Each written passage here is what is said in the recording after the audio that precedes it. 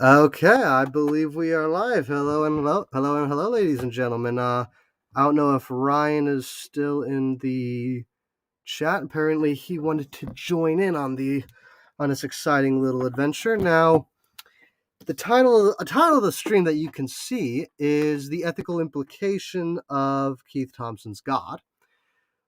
I've been sick for the better part of the last 4 days, and so now that I'm feeling better, I want to kind of make a return, kind of like a return stream to a video I've been wanting to respond to for a while. And that is a video by Keith Thompson. And this isn't the same Keith Thompson who made like the 8-hour documentary supposedly debunking Catholicism. No. This is actually a different Keith Thompson, but who is also of a Reformed Christian or a Calvinist, we might say. So we're going to be responding to his argument. So let's take care of this. First, okay, that's taken care of. We got that stream on. Moving it over. Now, supposedly Ryan was supposed to be joining us, and I know he was in the chat already because that's his comment. So I'm going to send out for him real quick, see if I can get him on.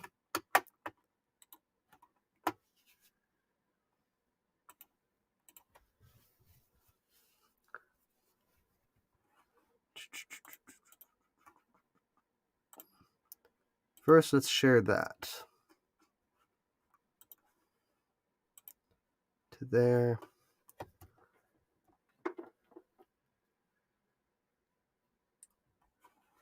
Just a moment, ladies and gentlemen.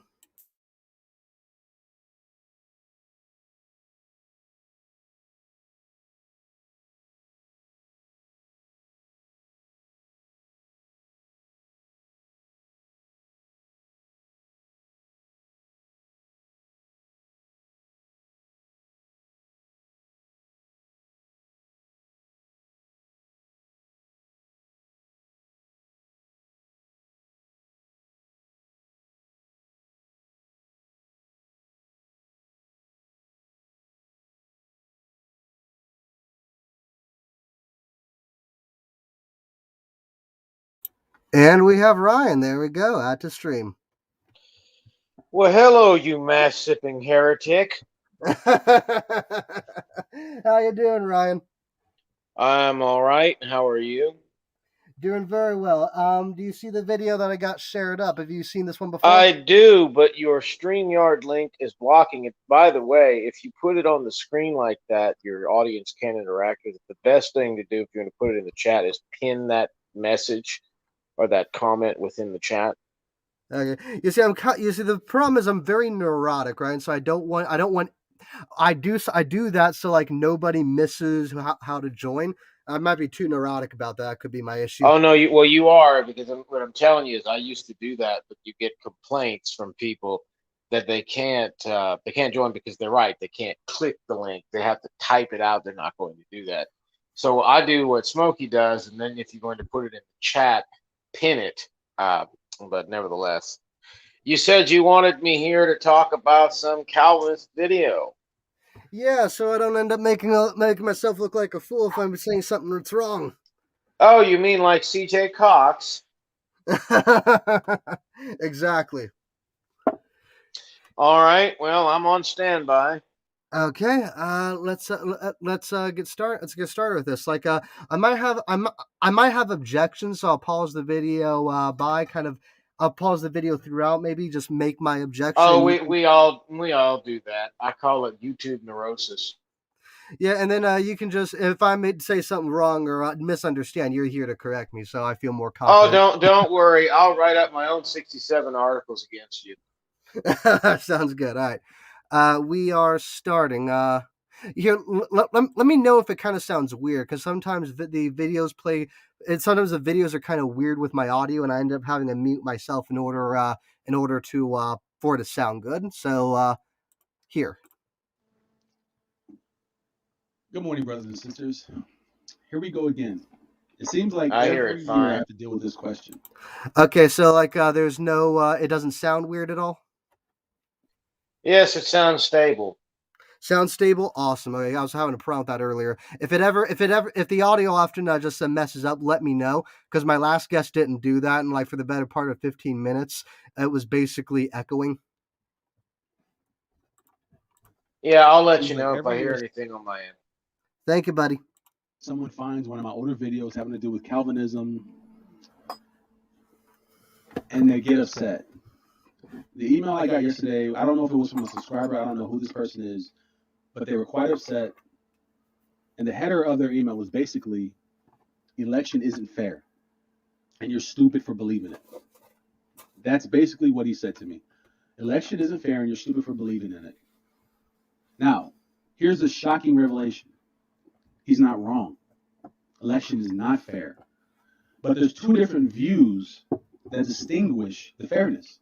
Okay, you have the unbiblical view and you have the biblical view. Now I'm going to explain to you his view, which is unbiblical. He doesn't believe election is fair because he believes that if God were to elect a certain people and send everyone else to hell, that would make him a monster. Okay, that's the unbiblical view. The biblical view, which is my view, is God has chosen a people from the beginning. Okay, Ephesians 1. He has elected a people to faith. Okay, and he's always had a people. This is why I commend people to read through the Old Testament. Okay, I want to pause it there real quick. One, I don't think he like obviously the person who sent him the email. I don't think is representing the Calvinist view well No, by calling it unfair. First of all, no, no, no, no. Is like it the only way you could charge God in our scheme with unfairness is if man either had something to do with it or God's decision was arbitrary, which exactly. it's not arbitrary in the sense that it's being portrayed. Right, exactly. So there's that. But moreover, like the man that posted the email, it's quite clear he doesn't. He's not enunciating that well, or rather articulating it. He doesn't have a problem with the fairness. Rather, for me, right, what I see, he is rather making an ethical distinction that God, it isn't that God is unfair for doing this, but more or less that God is unethical for doing this. What would you say for that? That seems to be accurate. To again, of course, God is unethical.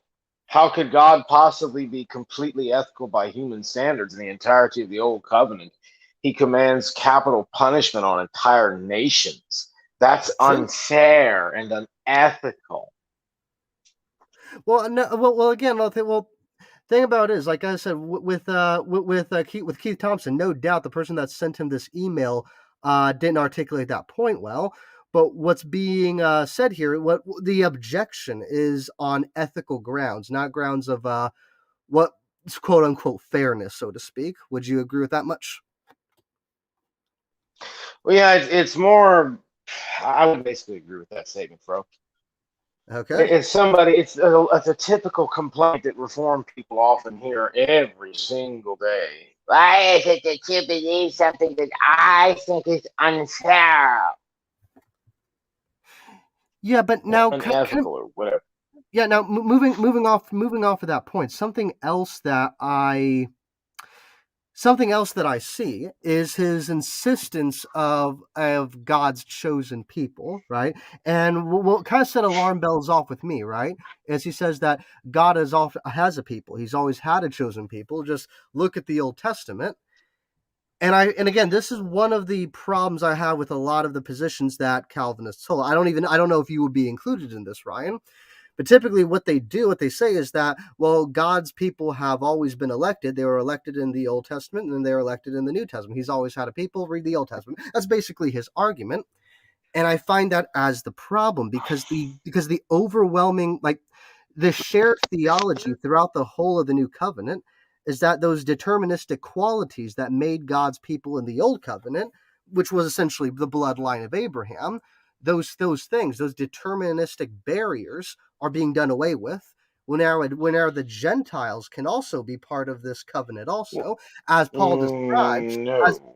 as Paul describes, you have the old vines or the natural vines and the new vines grafted on, right? And so, like, no doubt God has a people, but like, if the people of the New Testament, if being part of the new covenant today is every bit as deterministic as it was in the old covenant, what exactly changed with Christ then when he allowed everyone to be a part of this covenant, or the Gentile rather?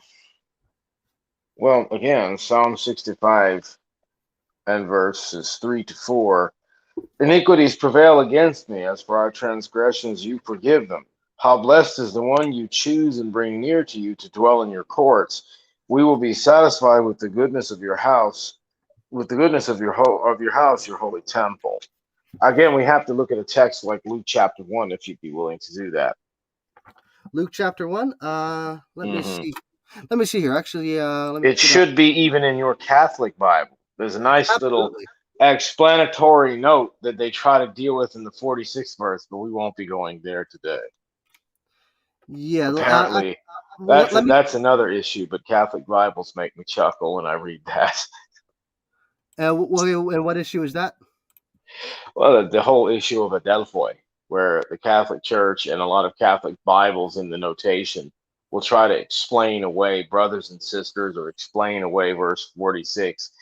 But that's an issue that's not up for discussion today, so I'm not going to veer off into that. But in Luke 1, beginning in verse 68, we read, let's see. Let me do something here. Let me verse 68. 67, actually. 67 through 80. 67. Okay, so let me do something here. What The Bible are you reading? quote is, and from his father Zacharias, and his father Zacharias was filled with the Holy Spirit, prophesied, saying, Blessed be the Lord God of Israel, for he has visited us and accomplished redemption for his people, and has raised up a horn of salvation for us in the house of David his servant, as he spoke by the mouth of his holy prophets from old, salvation from our enemies, and from the hand of all who hate us, to show mercy toward our fathers, and to remember his holy covenant, the oath which he swore to Abraham our father, to grant us that we, being rescued from the hand of our enemies, might serve him without fear, in the holiness and righteousness before him all our days. And you, child, will be called the prophet of the Most High, for you will go on before the Lord to prepare his ways, to give his people the knowledge of salvation by the forgiveness of their sins, because of their tender mercy of our God, with which the sunrise from on high will visit us, to shine upon those who sit in darkness and the shadow of death, to guide our feet into the way of peace. And the child continued to grow to become strong in spirit, and he lived in the deserts until the day of his public appearance to Israel. If you also were to go, I believe it's about the 60-odd chapter of Isaiah, the prophecy is given that the Gentiles would be the Jews' inheritance. So your comprehension of the Reformed doctrine of justification, Fro, with all due respect, is incorrect. Well, that's why I have you here for, Ryan. Well, like I told you, I'll happily stick my 95 thesis on your door, and then I'll put 67 articles on your car. Okay, so my whole idea. So what is the Calvinist perspective of the covenant, right? Because like from my understanding, it seems as though like, and the way Mr. Thompson here is affirming it, it seems as though it's very dare I say deterministic in the same way that it had been in Old Covenant times, in Mosaic times. Well, As again, you as a Catholic are forced to admit that God is immutable, correct? correct, yes. So do we think that God is immutable. Therefore, we have to consider that his covenant could be viewed in multiple ways. And among the Reformed world, there's basically three ways of viewing it. Some want to say that there's only one covenant. That's your Auburn Avenue or Federal Vision nutcases that have been reproved. I think even you would probably find them heretical on some of their points Yeah. and agree with them on others. Some would then say that there are two covenants, and others would say that there are three. It's not that there is a division, it's that there are different perspectives of how you wish to examine God's covenant. Some will argue that there is an eternal covenant. Some will argue that there are two covenants. Some will argue that there are three. Okay, so what's your position in this, might I ask? Well, again, if we take an overall view of the Bible, we have the covenant of works, also called the counsel of peace, and the covenant of grace. In short, however, in between those, there are many other covenants, and we highlight those by the covenants that say Adam, the covenant of works itself, eat from the tree and die. Do not eat from the tree and live, which we all concur that Adam transgressed and fell. We have covenants such as with Noah, such as with David, such as with Moses, such as with etc., etc., etc. So I at this time I'd probably take an overall view of two, because I would say also there's probably a third, in the sense that there is a covenant of redemption between the Father and the Son. You see it played out for the Son in John 17, and for the Father in Daniel 7.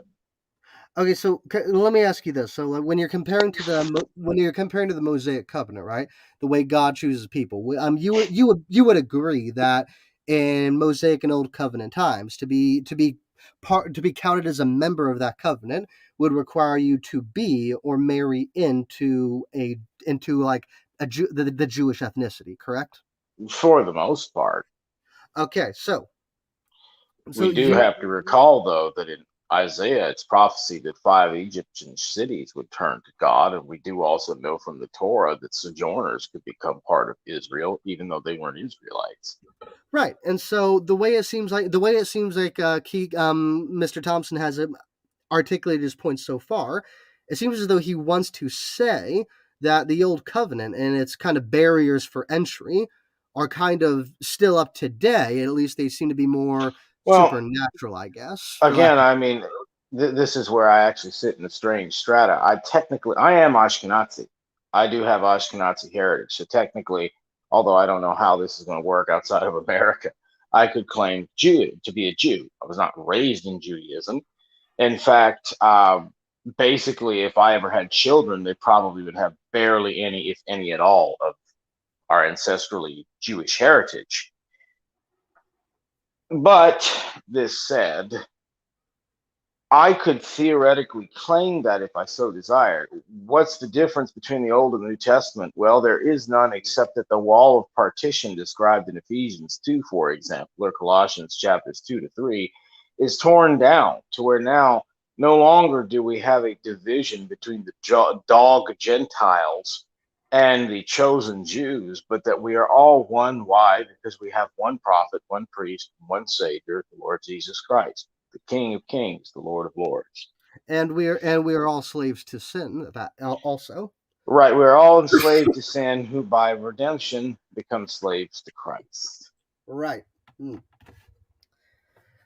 Okay, and so so I feel as though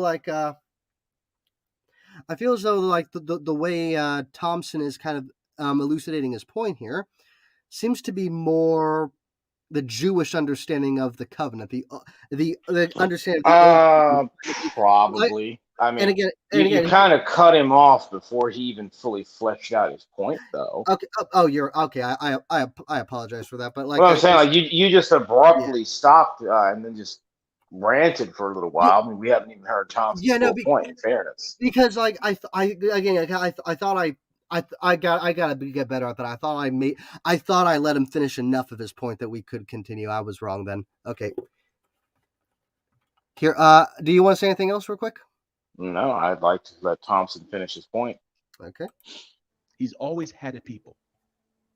An election isn't fair. But if you are a Christian, you don't want fairness. You want grace. You want to know what fairness is? Let me describe to you what fairness is. Fairness is God creating mankind to sin, okay, to live out their life, complete life, with no hope of salvation because he never sent himself in the form of the Son. Let's pause that for just a moment. Okay. Did you hear that he said God created man to sin? Yep, I call that too. That's hyper Calvinism. Yeah, I know, and that's why I wanted to bring you on here for, because there's a lot of that on there too, because no, that's again, if you were to pull out the Second Helvetic Confession, the Westminster Confession, the Belgic Confession, or similar, you would never find that when we express the decree of God that we believe that God created men to sin. There has been a sort of point of logic discussion about sub or infralapsarianism versus supralapsarianism. For effective purposes, although there's some slight differences, infra and sub pretty much comprise of the same category. It's just a different ordering. Supralapsarianism versus sublapsarianism fall outside of this because it's just an argument of, well, how did God deal with sinners, the fall or lapsus, and his decree? Did he decree this out to allow it to happen? Or did he decree this out such that he dealt with man as not a mass of men, but as mass of sinners? That's what Thompson just said is lemon. It's fatalism. God nowhere in the word says anything about decreeing that man sin, but I can take you to Surah 69 to show you that's exactly what Allah wants. Yeah, no, that definitely, because like this understanding of God's authority, no doubt is an Islamic understanding. So yeah, you're not wrong In there. fact, if you'd like, I can bring up a few quotations about that since I have a book that talks about it on hand. Let's see. Yeah, if you want, You may dislike Lorraine Botner. Lorraine I Butler. know his book Roman Catholicism is a common apologetic used against Catholicism, albeit at current it's a little dated. But the Reformed faith, or not the Reformed faith, the Reformed Doctrine of Predestination by Lorraine Botner has an entire chapter dealing with this. And if you'd like, we can quickly talk about it. Sure, let's do it. Formed. Here it is. All right. The two doctrines contrasted. This is page 181. In fact, hold on. Do you have this on screen? No, I have a physical file on my device. Oh, okay. Never mind then. Do you want me to? Yeah, because if I could just stop sharing my screen, you could share yours so the whole audience could see if you'd like that. Is that something you'd be all right with?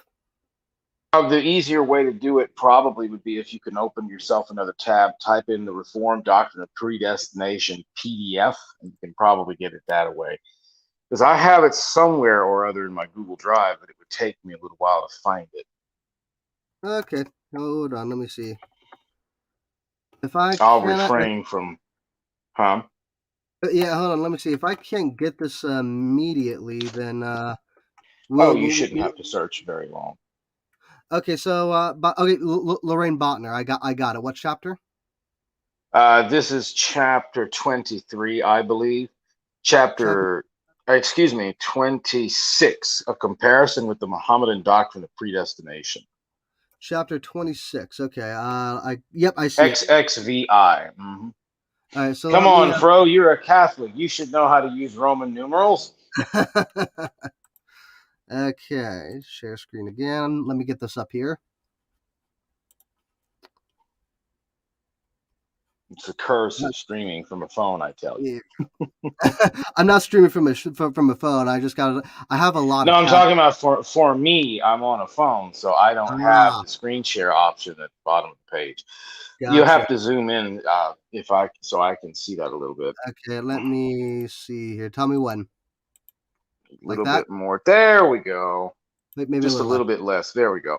Yeah, I do desperately need glasses. I've been putting it off for years, but still, it's kind of funny how it works on YouTube, right? I can see it just fine. Yeah, I can. But you notice we'll hear a little bit from Samuel Zwermer, called the apostle to the Mohammedan world. His works are now hard to find, but he was largely responsible for converting many of these Muslims. So he had much experience and wrote extensively about Islam. While Mohammedanism, elements in which the two doctrines have in common. While Mohammedanism is a false religion and utterly destitute of the power to save the soul from sin, there are certain elements of truth in the system, and which are under obligation to honor truth regardless of the source from which it comes. The strength in Mohammedanism, says Freud, it was that which it was that it taught omnipotence and omnipresence of one eternal spirit, the maker and ruler of all things, by whose everlasting purpose all things were, and whose will all must obey. Calvinism, page 38. The striking similarity between the biblical and Quranic doctrines of predestination has been noticed by many writers. Dr. Samuel M. Zwermer, who in a very real sense can be referred to as the apostle to the Mohammedan Muslim world, calls attention to the strange parallel between the Reformation in Europe under Calvin and that in Arabia under Muhammad. Now notice that most people don't understand. Pagan pre-Islamic Arabia was a very different place. All Oh, Muhammad definitely. did was take a pre-existing deity, Allah, Al-At, and make him Allah of Islam. Well, Says actually, he, go ahead. I think a lot more than that has happened because, like, again, Allah. Yes, No, but that's a whole other subject, though. yeah, I'm yeah. just Okay. making it. I'm Yeah, making the passing point that okay. Allah was not a unique creation. He already existed, but none of the Islamic clerics desire to talk about it. The reason they don't want to talk about it is it destroys the religion of Islam. Well, the It's, socio-political machine, more like it. yeah, it's very very uncomfortable thing of discussion for them. I agree. Islam, it says he, Islam indeed is in many respects the Calvinism of the Orient. It too was a call to acknowledge the sovereignty of God's will. There is no God but God. It too saw in nature and sought in revelation the majesty of God's presence and power and manifestations of his glory, transcendent and throne embraces. Hold on, I lost my place. Like, Transcendent and omnipotent. God, says Muhammad, there is no God but he, the living and the self-subsistent. Slumber seizeth him not, nor sleep his throne embraceth in the heavens. And the earth can none intercede with him save by his permission. He alone is exalted and great. It is the vital theistic principle that explains the victory of Islam over the weak, divided, and idolatrous Christendom of the Orient in the 6th century. The message of Muhammad, when first he unfurled the green banner, there is no God but God, God is King, you must obey, and you must and shall obey his will, was one of the simplest accounts ever offered of the nature of God and his relation to man. This was Islam, as it was offered at the sword's point to people who had lost the power of understanding of any other argument. Article, Calvinism in the World of Islam. Now, many anti-Calvinists would stop right there and say, well, you see, Islam and Calvinism are the same thing. No. and And to a certain point, they're right, but it depends what you mean by Calvinism because there's many variations. well, it's the same with Catholicism. That I've True. met Yeah. many Catholics that will tell me there's only one holy, true Catholic Church. You want to bet? And You ever and, heard and of it? yeah, and again, As, yeah, and this is the failure to make distinctions. Well, I would agree with that too. There are also many rites to the Catholic Church, and worships and liturgies kind of vary depending where you're at in the world. mm-hmm. Well, right. If you go to Brazil, they'll crawl up to the steps of the church on their knees. Yeah, You'll never see that in the West. and Never, never, never. and I wish you would. I thoroughly respect that. Well, I also think you'd have to respect some Roman emperors too. But let's continue. In addition to the Quran, there are a number of Orthodox traditions which claim to give Muhammad's teachings on the subject. Some of these tell in almost identical language how before the person is born, an angel descends and writes his destiny. It is said that the angel inquires, "O my Lord, miserable and blessed," whereupon one or the other is written down, and "O my Lord, a male or female," whereupon one of the others is written down.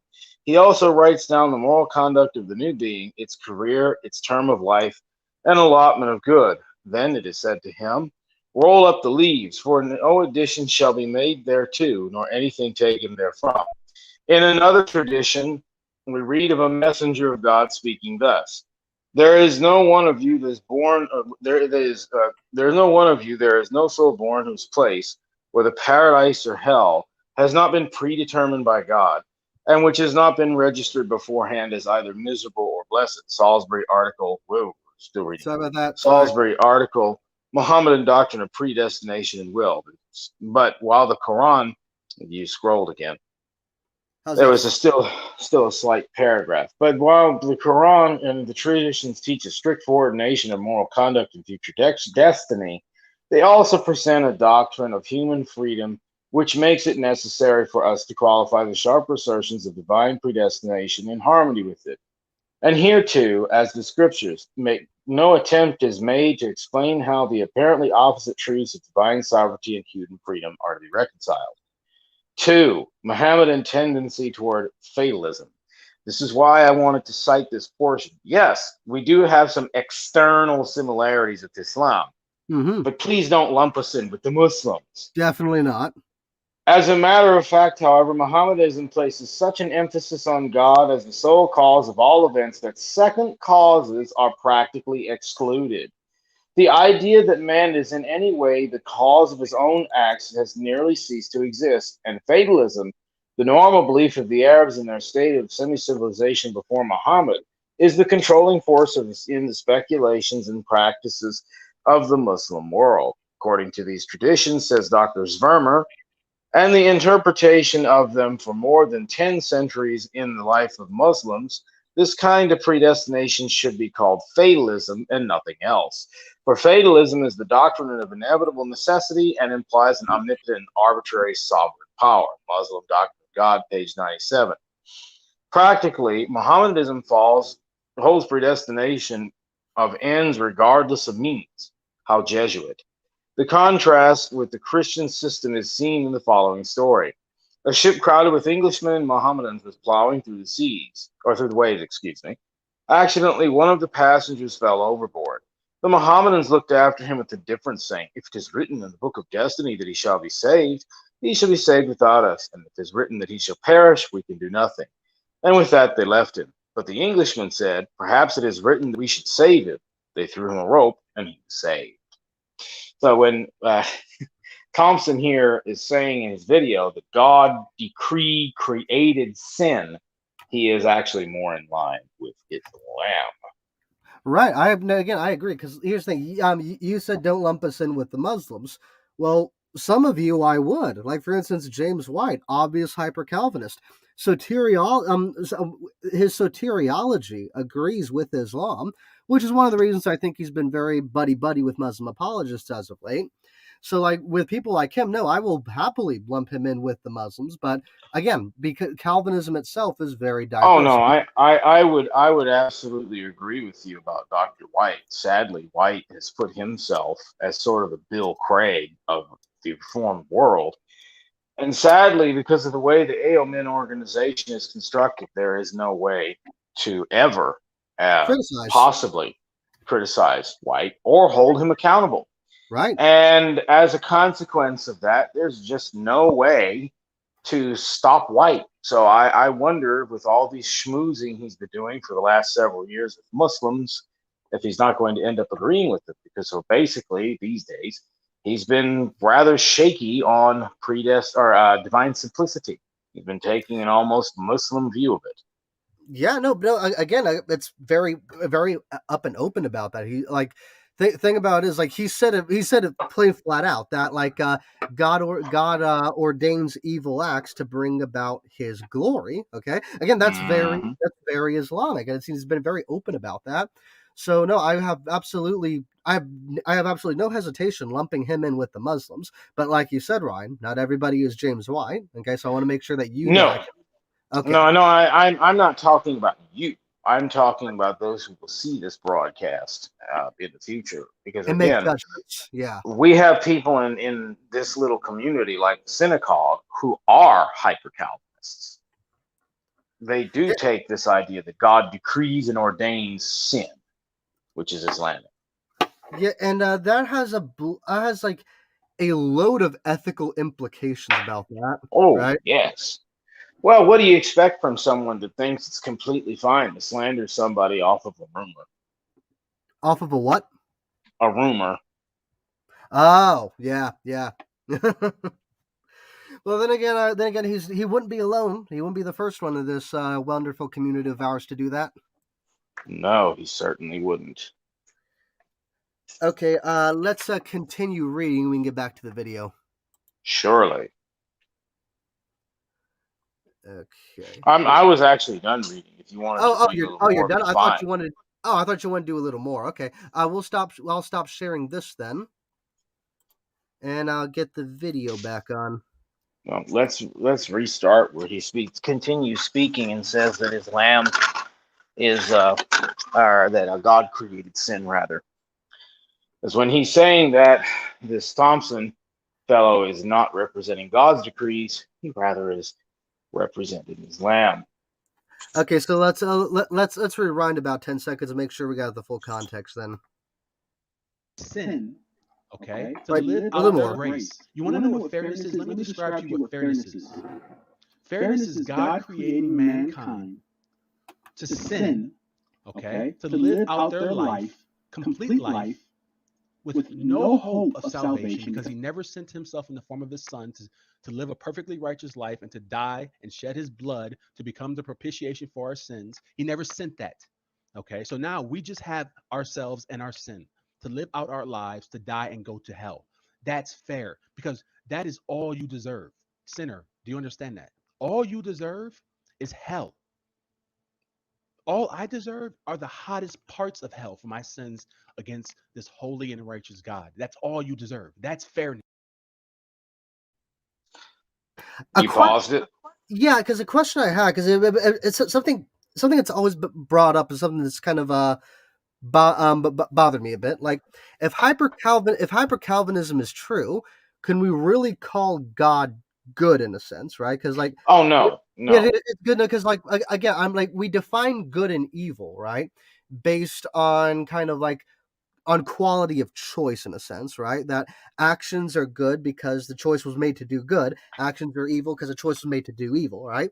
So, but if God had made men to sin, like kind of predestined the people, a lot like say a programmer, not if he predestined us to that extent, then my question is like, are we ever doing evil? Because like, is it evil doing something that God had always wanted done? Because imagine like this. Imagine like in the example that was given to James White by a Mormon. If a child gets raped, did God preordain that? And James White would say yes. So now it brings it. Now there's the question: what part of this is evil? Did God preordain? Well, I'd have to know the context of what he means. Does God decree child rape? No. Exactly. Does God ordain child rape? Go ahead. Sorry, you're breaking up on my end. Let me fix that. As you were saying. Yeah, no, because like the thing about it is like, what would be the difference between, in your view, decree and ordain? Because I was trying to talk to Jill about this, and he doesn't make any meaningful distinction that I've. Jill. Well, Jill's not going to make a distinction because he's a James White follower. Okay, so what about you? Again, would you quote Psalm 2 verse 8? Psalm 2 verse 8. Let me get to that. Again, I got the Old Testament up, so let me just find Psalms. Psalm 2 verse 8, correct? Yes. Okay. 2 and 8. All right. Ask of me, and I shall give thee. Ask of me, and I shall give thee the heathen for thine inheritance, and the uttermost parts of the earth for thy possession. Right. Sorry, I saw that our friend Brucey is spitting in my face again. So I was just seeing if he had gone to dox me, and he hasn't. So, oh well. I will declare the decree. And what is the decree? The Lord hath said unto me, sit thou on my right hand till I make thy enemies or thy foes thy footstool. So what did God decree there? The Lord hath said unto me, the Father decrees that Jesus is king and he will reign over his enemies. This is the very text that Jesus quotes in the Gospels. How is it that David said this, and whose son is he? Oh, all of Jesus' contemporaries, this Jews got it. Like, oh, you're the Messiah. I get it. You're the son of David. It's an interesting thought because, of course, when you read the account of the Gospels, they didn't ask him any further questions after that. They didn't want to talk about that. To decree is an active thing. Ordain is passive. Do you see my point? Okay. God ordains a lot of wickedness. God decrees a lot of calamity. but God does not actively decrease sin. Does that make sense? Yeah, no, that makes perfect sense. In fact, if you wanted another explanation, just pull up the Westminster Shorter Catechism. My print copies in the other room.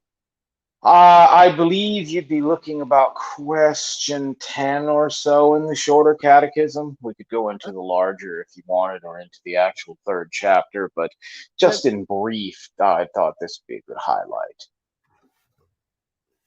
Yeah, no, because like in the in the Catholic Church, this is also this is an accepted opinion to have. So yeah, I don't dissent to any of this really. I know it's kind of fun because I live in southern Louisiana, so I'm drowning in Catholicism down here. Help me. But I think even you would probably say help me, because you'd be beating your head against the wall against your own Catholic brethren, because most of these Catholics are ignorant, if not borderline apostates themselves. But they don't comprehend that certain aspects of Calvinism and Lutheranism are actually not heretical. Yeah, I freely affirm that. At least not according to the estimation of the Catholic Church. Others of them are. So if you want to pull up the Shorter Catechism, we can discuss that, or we can move along. It's up to you. Shorter cat. No, like I think you answered all my questions. That's been here. Right. So, but you see my point. The decree here is very different. What this man is basically saying, Thompson is saying, whether or not he recognizes it, because I can't judge the man's intent in his heart. I don't know his other content. Maybe he spoke in error, and I don't wish to harshly judge him for an error. But to say that, I'm sorry, I'm just laughing at Brucifer.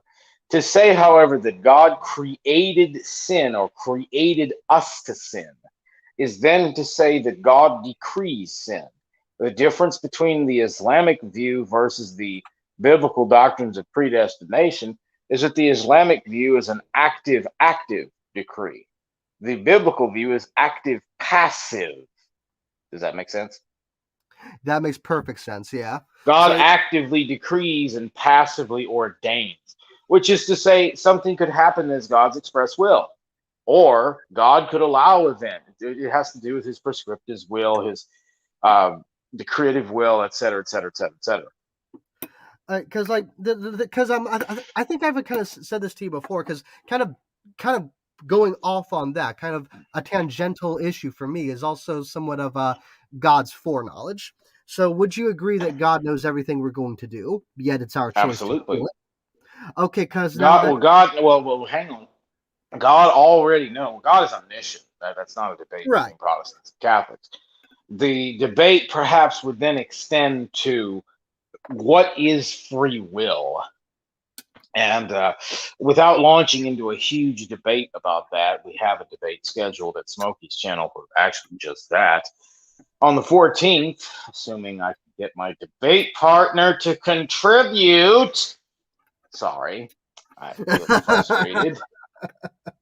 But I'm not angry with him. It's getting kind of down to the wire. And like, come on, dude, I need you to do.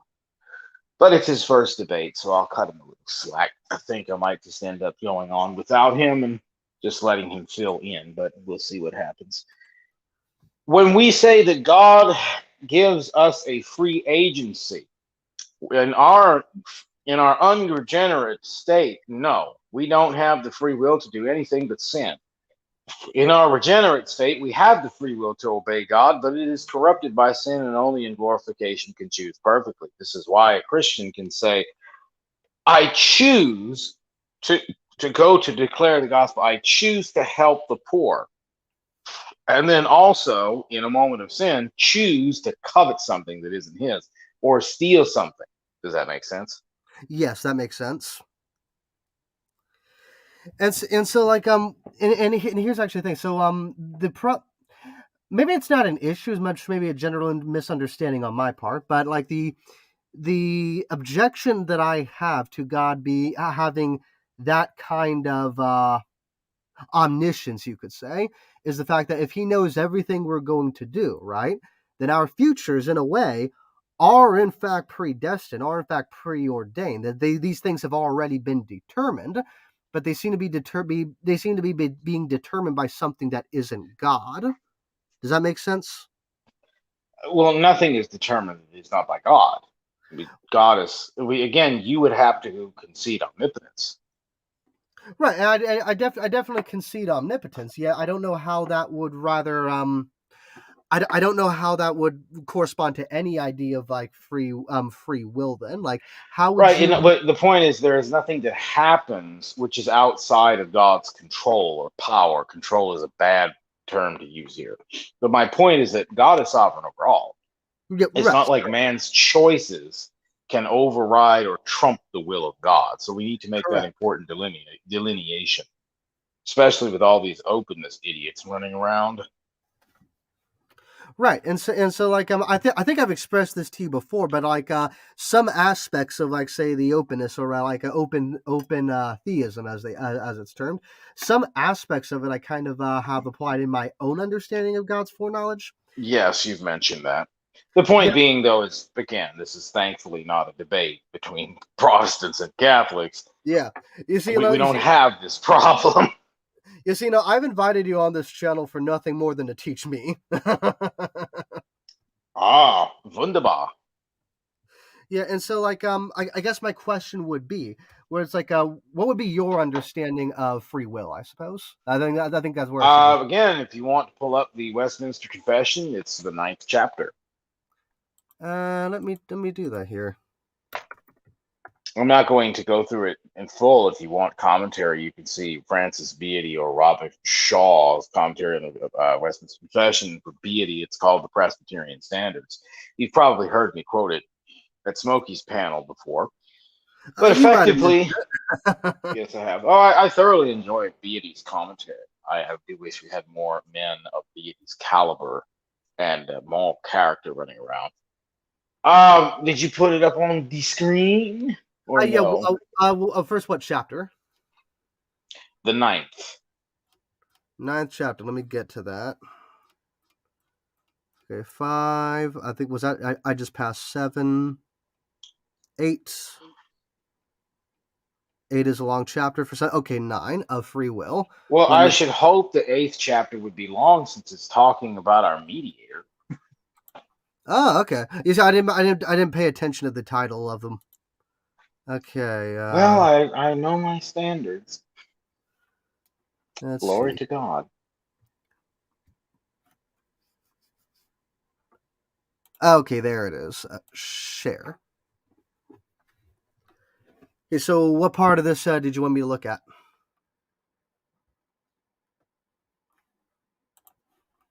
You there, Ryan?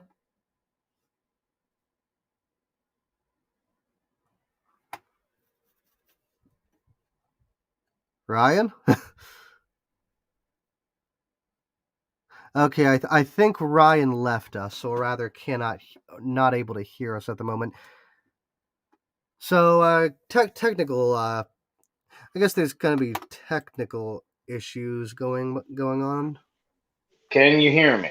Okay, yeah, I can hear you right now. I was about ready to read the Yeah, I have to basically play musical chairs with this connection.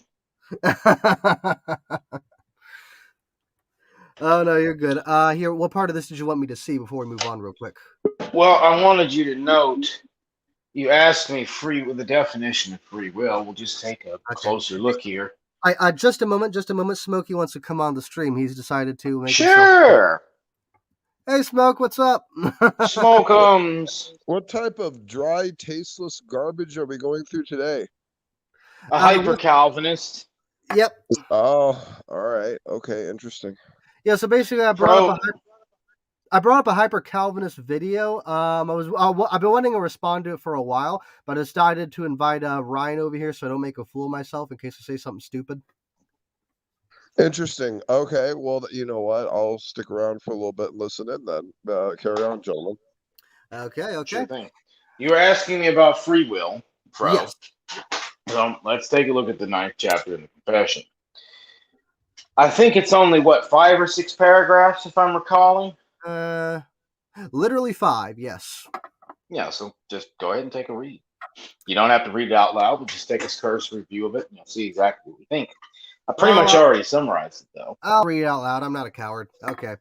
God has endued the will of man with a natural liberty that is neither forced nor by any absolute necessity of nature determined good or evil. Man, in his state of innocency, had freedom and power to will and do that which is good and well pleasing to God, but yet mutably, so that he might fall from it. Man, by his own fall into a state of sin, has wholly lost all ability of will or to any spiritual good accompanying salvation. So, as a natural man, being altogether averse from the good, is dead in sin, is not able by his own strength to convert himself or to prepare himself thereto.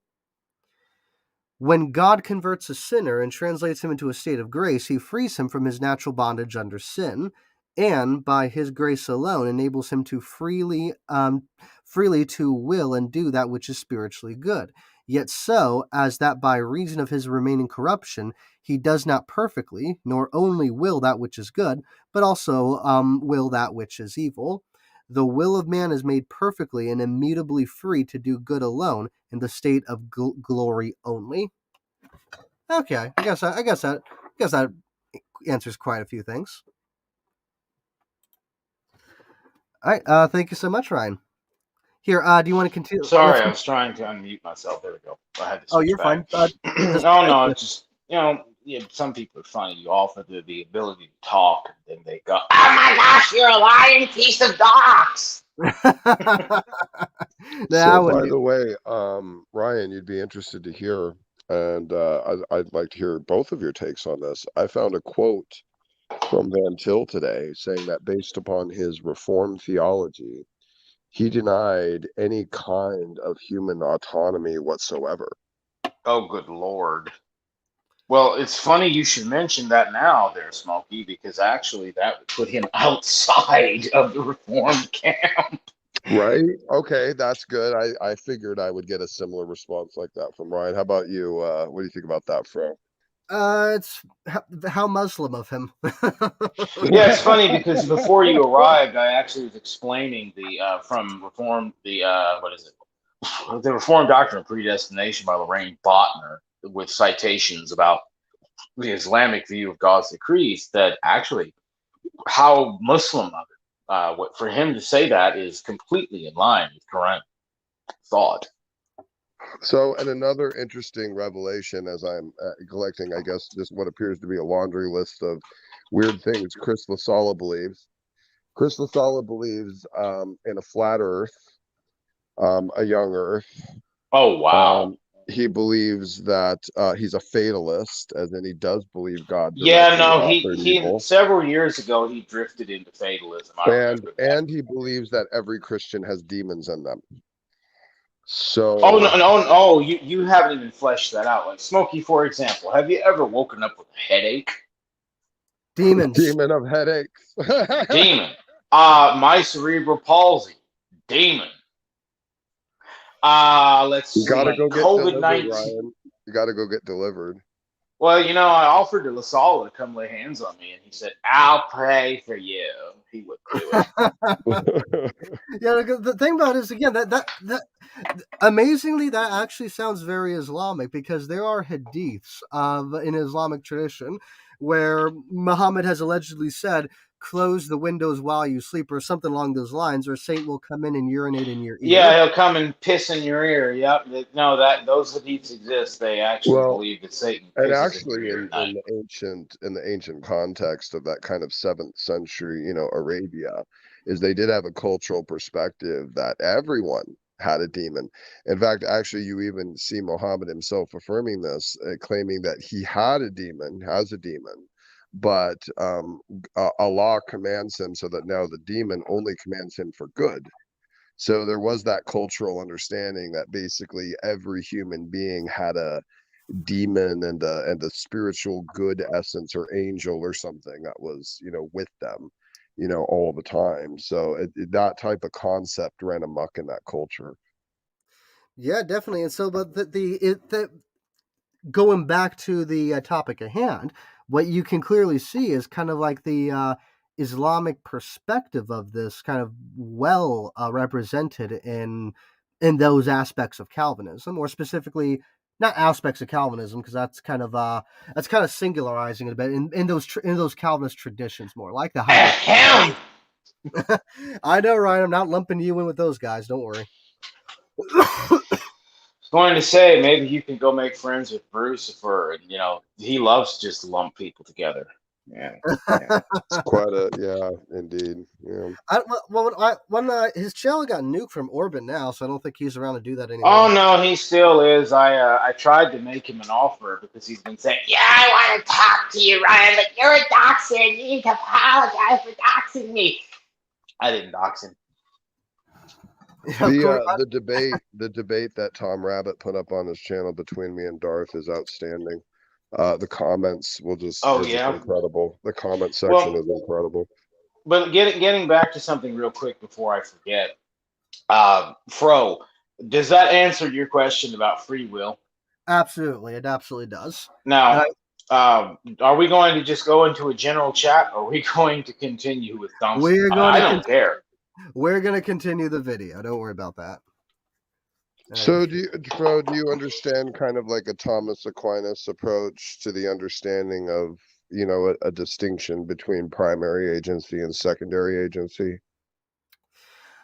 I think generally, again, like I have Aquinas's Summa Theologicae, but like it's a meaty volume, right? So like of course, yeah. Yeah, so like I'm not going to say I have a general understanding of it, but I'm not going to say that it's a meaningful understanding. It's something I'm unpacking a little bit every day. So, Molina kind of touched on this a bit too, which, I'm sure you would have every reason to have respect for either of these philosophers. But anyway, the idea is that, God is not necessarily, just because of his foreknowledge, he's not necessarily responsible for what manifests of his foreknowledge. Yeah, kind of like the Calvinist understanding of decree and ordain a little bit. Right. Exactly. There are things that he will proactively manifest, like sending his son. And there are things that will passively manifest by him leaving them to the manifestations of the free agents. So he maintains sovereignty over both because, of course, neither would be able to act upon anything without him being the originator of it all. So in a sense, it takes a place as a part of his permissive will, as in the grand will, the grand design of reality is for a meaningful, substantive, loving relationship with creation. That means a allowance of permissive will resting in other areas, like allowing the creature to actually choose to not love or choose not God, which gives the choice of to love or to love God value and meaning. Because if you could only feasibly exercise will of one, then the exercise of will has no value. It has no meaning. See? I see that, yeah.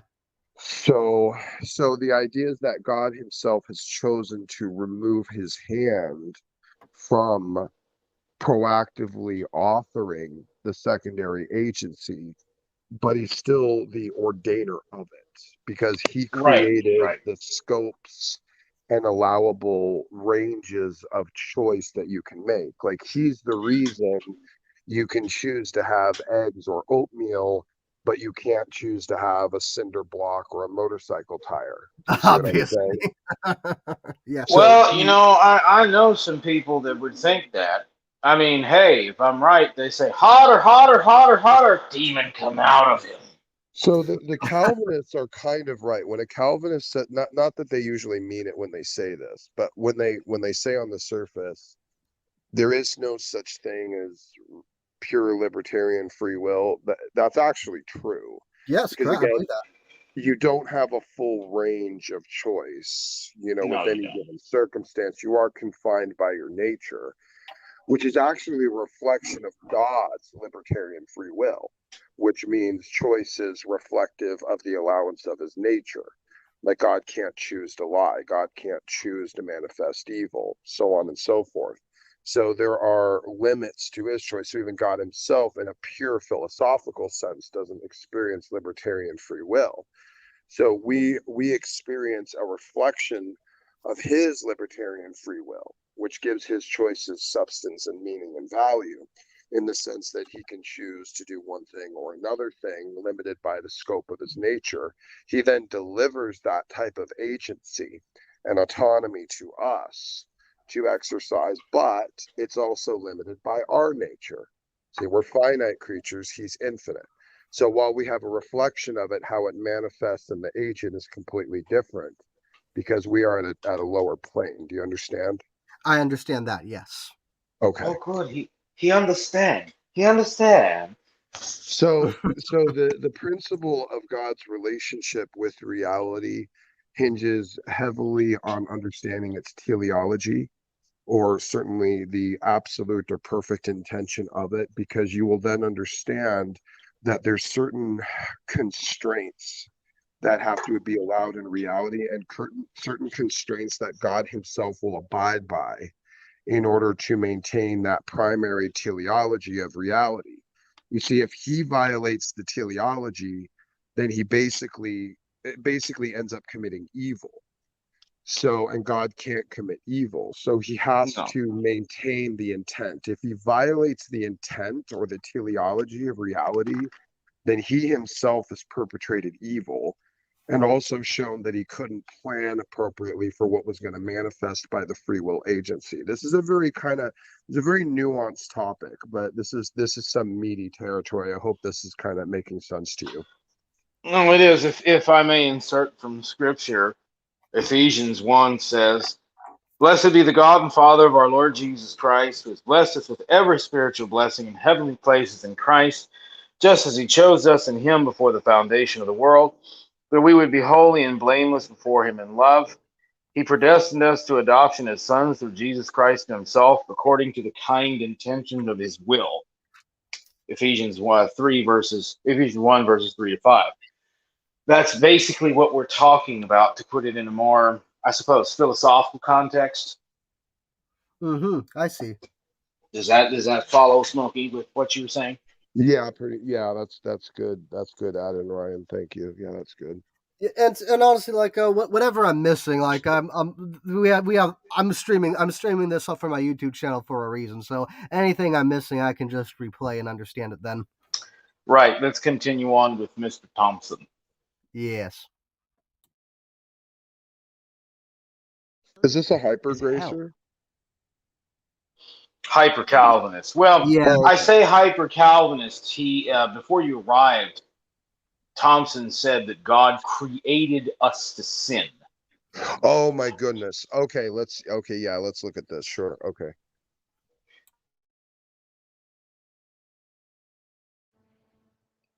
All I deserve are the hottest parts of hell for my sins against this holy and righteous God. That's all you deserve. That's fairness. I want grace. You want to know what grace is? Grace is God making a way for those whom he has chosen to love before the foundations of the world, those whom he has predestined to become his. Okay? He has made a way for them to escape the wrath to come, his wrath. And that is mercy. And that mercy flows from grace. For it is by grace we have been saved through faith, not of ourselves, so that we may not boast. Election is not fair, but it's what you desire if you recognize you are a sinner who deserves hell. So a I'm question. getting some CJ Cox vibes off of Yes. this. So a question I have, Ryan, because you might be able to answer this. How does a hyper Calvinist get to say that God has wrath or God is wrathful or angry when mankind is doing exactly what God wanted it to do? They're not very consistent. That's Yes, how. because Mr. Thompson here literally just said, well, at least God made a select group of human beings to escape his wrath. But why is God angry for something that God obviously wanted humanity to do? Well, again, that's Islamic, but coming out of hyper Calvinism and into the Presbyterianism as I have done, I have left those sorts of things behind because that they can't answer that question. They would argue that it is actually a matter of attributes. Yeah. So they, Like, in other words, they're basically saying, well, God's angry because part of his attributes, his very nature, is to have wrath. The problem is, for God to have wrath is one thing. For God to decree people to do something, then to have ire that they do it, is Islam. yeah, like it's I It's don't know. fatalism. In other words, it's not Calvinism. It's just pure fatalism. It seems very like just insane to me. I don't know. Oh no, you're right. It very much is. Let's continue. Yeah. Thank God. Thank God for election, because without it, we all perish. So do you see the differences in the unbiblical view of election being and making God a monster, and the biblical view of election being God's will, okay? And those who inherit and those who are changed and those who are supernaturally regenerated by the Holy Spirit because they were elected before the foundations of the world, understand that they've received grace, and from that grace flows mercy. Okay. Well, there again, that would be It highly always inconsistent because how could God bestow mercy if he's just going to actively decree and ordain that he's going to bestow mercy, while onto others he's going to actively ordain and decree wrath? That doesn't follow. Yeah, that's again, yeah, That's basically the modal. This is similar to the modal scope issue with C.J. Cox. I bet you if you got CJ, or if you went in CJ's hangout, you could actually stand the 17 hours of bloviation from him. This would probably stump him because he couldn't understand. Well, how can a merciful God also be an angry God if he decrees to be angry and decrees to have mercy upon all, but only for some? He'd fall apart. And again, that is why when you take this aspect of Calvinism, or this understanding of it, rather, that's the better word, understanding. When you have this understanding of Calvinism, it really destroys any notion of good or evil on the human scale, because humans are not doing anything that God didn't already want them to do. And that essentially erodes the way we identify good and evil. You're exactly right. I mean, hyper Calvinism has to completely destroy the creature creator distinction. Do they recognize that they're doing that? Not necessarily, albeit they do. Now, in their defense, from a perspective of God, perhaps you could see God as something good or evil, maybe. But as far as you can't really do that, because now you're getting into the whole C.J. Cox, God is not yin yang, but God is yin yang.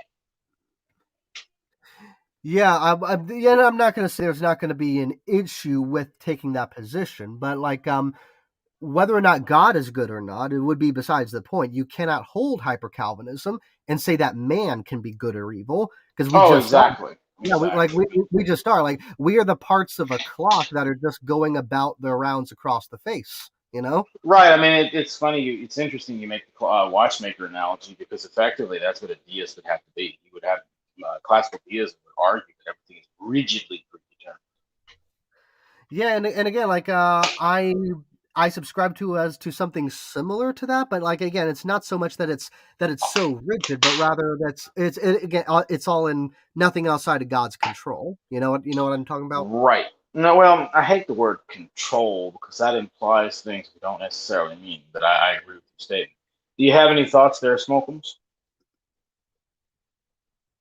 I don't think he's on his monitor right now. Yeah, he maybe walked away. Who knows? Yeah, Sorry, I think what was that? I was unmuted. I was asking if you had any thoughts, but I don't know if you've been listening. No, I'm just sitting here listening, guys. No, I haven't heard anything so far. Go ahead. Heard anything so far? Did what? What? Hyper Calvinism is garbage. What else do you want me to say?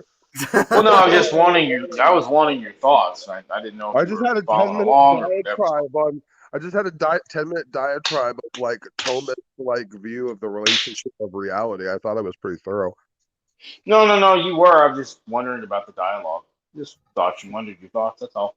Yeah, sorry, I grabbed myself a bowl of cereal, so I stepped away. Oh, you're fine, buddy. That's fine. Yeah, and so like I think a better word, maybe not control, but perhaps it's nothing outside of God's assent. Perhaps would be a better word. Perhaps it's difficult for us to explain this as mere mortals, but I mean, how much of this video do you want to watch? We've been going for over an hour. We not even made really. Okay, then Oh, let's. we've made decent I'm progress. making a pact right now. We're going to go through at least a minute without pausing.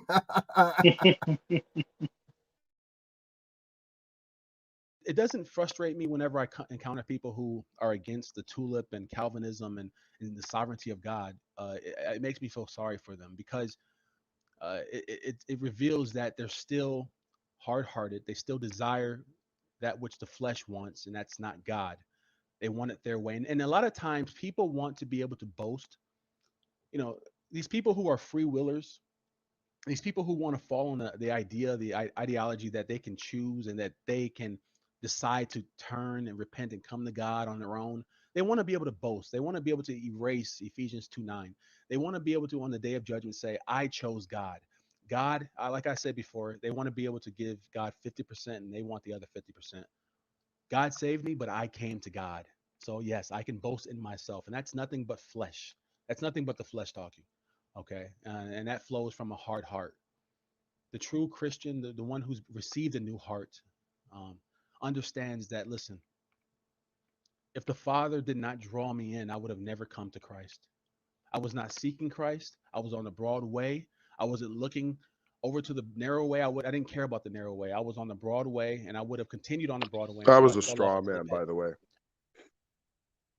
Oh I yes, was, Smokey, I was aware. I was going to yeah, say, that was a really bad straw man. Like even in the Arminian camp, even when you go to like the hyper edge of like free will determinism, like when you get into a camp like that, even they will say like we can't even make the choice without God having allowed for us to be able to make the choice. right, and again, A Molinist and even a Thomist would match a similar answer. right, and So that's what I'd say because like the faith itself is a gift that God gives you. Now you can freely respond to that gift, but you do not get it there you without go. God's Right. assent. The idea is the statement of the primacy and sovereignty over the scope of the existence of the choice at all. Oh, That's it looks like I missed out. so so the idea is like not necessarily in like a micromanaged sense, but like if for instance, if God had never sent his son, the choice to accept his son for Wouldn't be salvation there. would never be available to man. Right, it would be a So moot point. yeah, exactly. So he is the primacy of potentiality of positive choice. So the idea when you say like, well, like where he's representing it, oh, they want to say like, oh, it was half me and part me and part God. No. All even from the Arminian camp, you would say, no, it's 100% God. Because I couldn't have made the choice unless he had made the choice first. See what I'm saying? Exactly, but Right, the Arminian viewpoint would involve a not an eventual or determining grace, but the Arminians never once said, or the idea that you can come to God if only you would respond. That's never yes, found. Never found within the pages of Arminius's works, but it is in Wesley's, and that's where they get these nutty ideas. yeah. Now, something else I wanted to point out because it's a trait I've noticed. It's a trait I've noticed here, but I've also noticed it in the groups that Standing for Truth often associates themselves within a select few others, but typically and again like they offer you the worst look possible for you because like if you for those that just theologically or otherwise disagree, oh, it's because you're living in your flesh. It's because that Right. you want to take up God's work for yourself. Well, You want to be let me give you a perspective here, Fro. The primitive Baptists, of which I was formerly affiliated, are on the one hand extraordinarily legalistic and yet on the other antinomian. They also affirm the first point of Pelagianism. So go figure that out if you can. How that's all supposed to work. But it's a very similar ideal to what these people think and say, if you see my point. Right, and so the thing about it is, but I would never dream of doing that to either you or Smokey. I'm sure both of you have, I would say, legitimate theological reasons for disagreeing with Catholicism on maybe some issues. Like, I'm not of the position that you're both just absolutely living in your flesh, that you want to take that you just don't want to submit to the obvious truth of the Catholic Church. It's not like that. Like, you have legitimate reasons for disagreeing, and that's why we have Well, yeah, conversations. and for like a good Mhm. example, like a good example is like I have all manner of like reverence for the Virgin Mary, but I Mm-hmm. don't think she stayed a virgin. I don't think she necessarily had to be sinless. Like, am I Precisely. blaspheming, holy revelation, in doing so? You see what I'm saying? Like, this is where I get into like these sticky territories of like trying to be sober minded about teachings. Mm-hmm. Well, let me add also Calvin's thought. If you've noticed, I don't generally engage much on the issue of whether or not Mary was sinless. Do you know why? Calvin didn't care.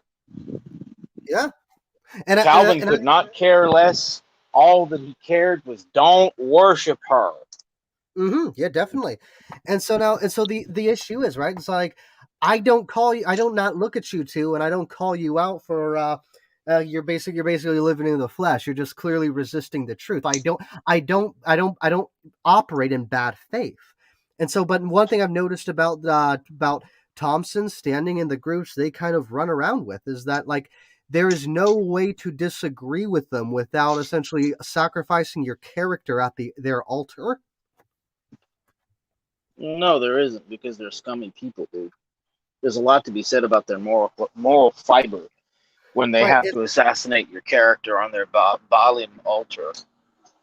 And so my question is this actually just part of, is this just how they are, like is this just something that they have as kind of like as like, how about it, is it just their bad character, or is it something within this understanding of God and religion that influences this? Oh no, it's both, because again, Fro, they have horrible arguments in a completely untenable position. Ergo, the only argument they could successfully make is to be guilt tripped into it exactly as they were. I mean, again, if you had a debate now between Smokey and I on Molinism, I don't think Smokey would be one to try to call me a scummy trash roach skunk because I disagree with him. I think he would try to present what he sees are flaws within the Reformed understanding of things. Right. These people, however, can't do that. Like, did you see my community post from, I think it was yesterday, about standing for truth, where uh, all the things, the 8 points I listed that he says about us, where Calvinists are saved, but we're also unsaved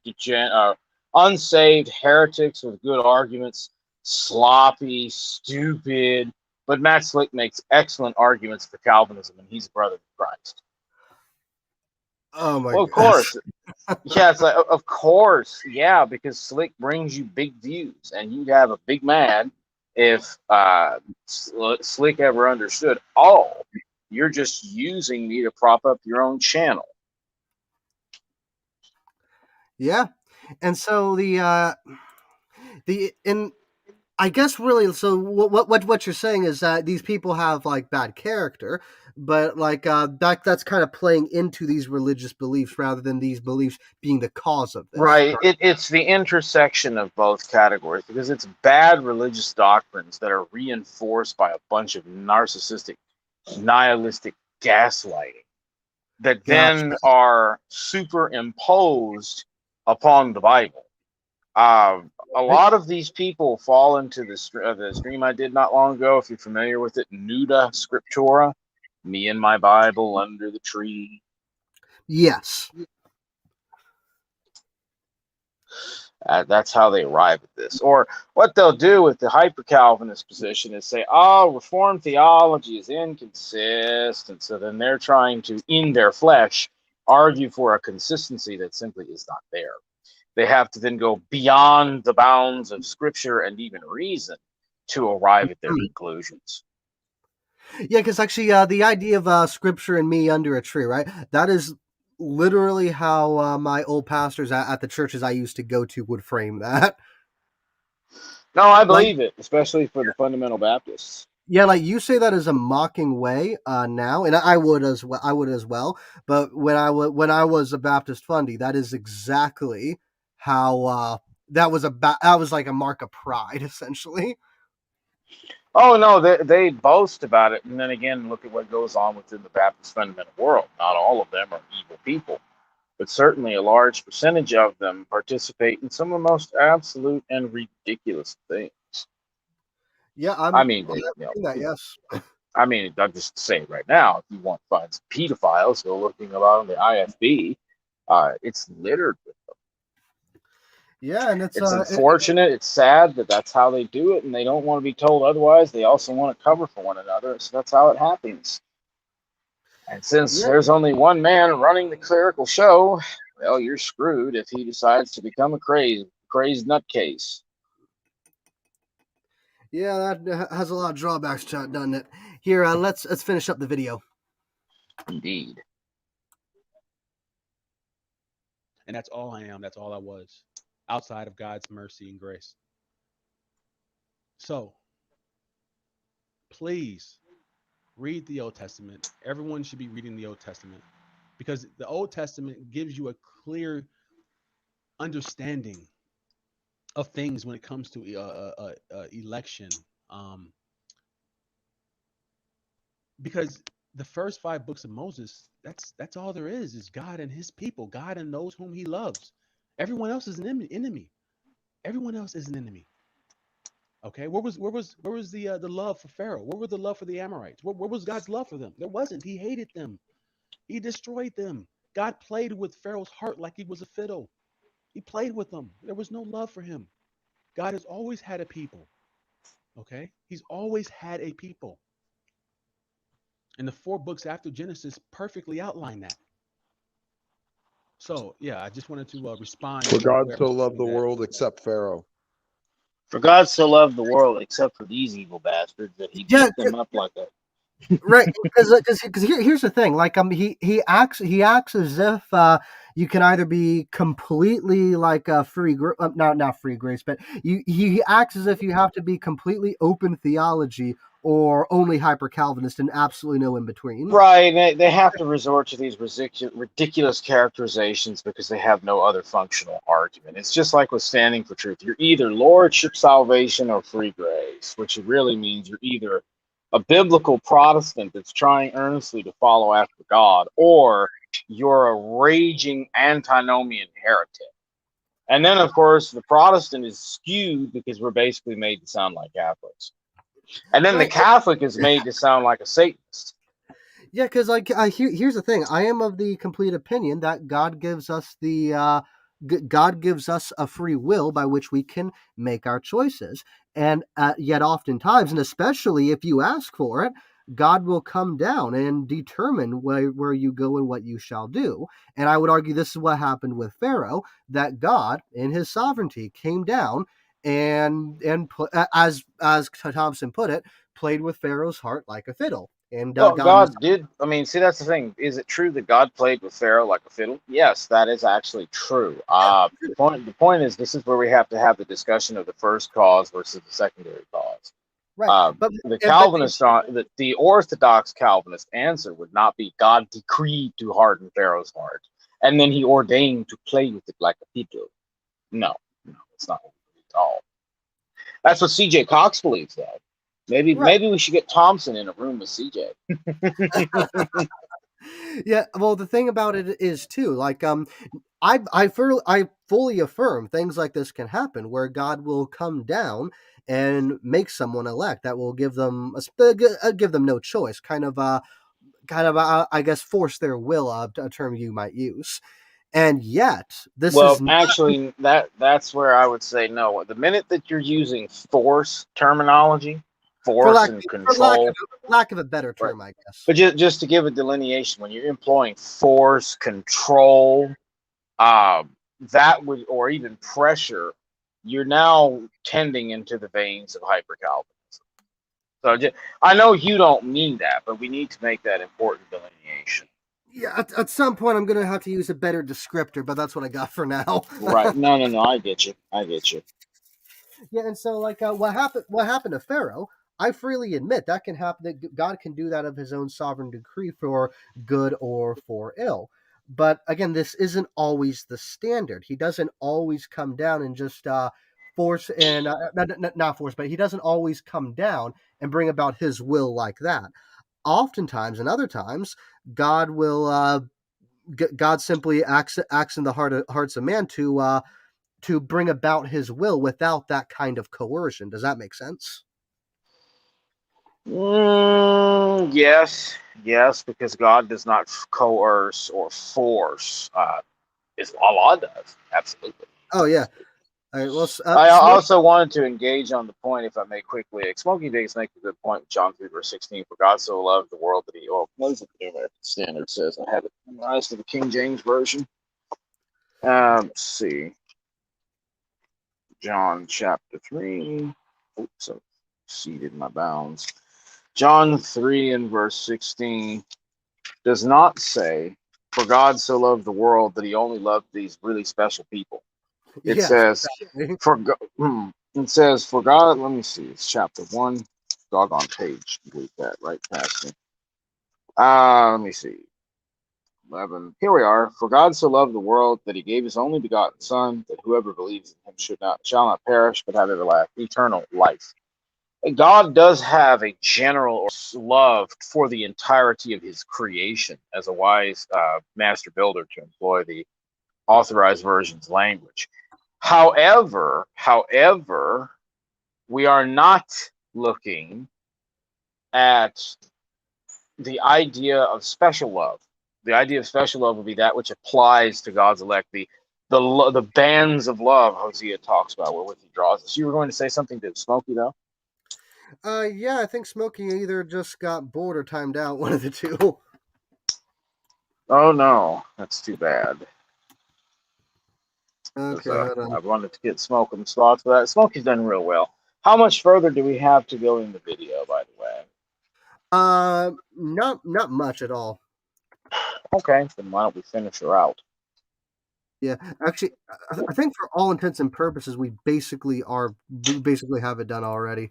Let's see. Well, I mean, again, I don't want to harshly judge this person because they could be speaking from error and not necessarily realize it. But it sounds to me like they definitely developed a hyper Calvinist bent into their theology. Definitely, I think you can tell that for sure. And again, that's why I wanted you here, because I think I made a couple errors, which I'm glad I had you to correct. Well, and I appreciate you because you have more honesty than many anti-Calvinists. In fact, I've met Catholics that are so-called experts on Calvinism, and even so-called former Calvinists that simply didn't have the honesty to allow an Orthodox Reformed person to articulate Calvinism.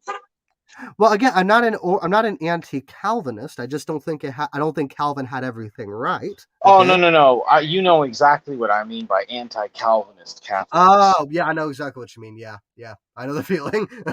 Especially ones that claim that they were Protestants for X number of years. Then you find out that when they articulate Calvinism, like, you clearly don't have an idea of it. Yeah, they're clearly articulating their exact form. Yeah. Yeah, you're articulating either hyper Calvinism or just simply making an argument from absurdity. Exactly. And so like I all but came close to that absurdity myself, just like going through this video, and that's why I'm glad I had like because again I'm not going to I how put it, since 2016 there hasn't been a day where I haven't been studying the Catholic Church. Okay, so I know the Catholic Church fairly well and have a more meaningful understanding than I do with Calvinism, which is why I don't claim to be an expert. Well, and I'm glad you at least have the humility, Crow, to admit that you don't. I certainly don't claim to be a per se expert on the Catholic Church, but I certainly know more than the average Protestant, or at least the average evangelical. Yeah, exactly. I think that really about does it for this stream here. I did everything I wanted to do. I'm gonna have to. Definitely gonna have to change the name to the to the video, to the title of my video, though, because I think what I had is kind of a little bit what's the word, distasteful. What was the title of your video again? I don't recall. What I had here was the ethical implications of Mr. Thompson's God, but I Well, yeah, I would put it potentially the ethical implications of Mr. Thompson's hyper Calvinism. Exactly. Because again, the ethical implications here are easily summarized. The God of Islam does ordain and decree murder, rape, sodomy, kidnapping, you name it. Because to Allah, there is no difference. And to the hyper Calvinist, there is no difference either.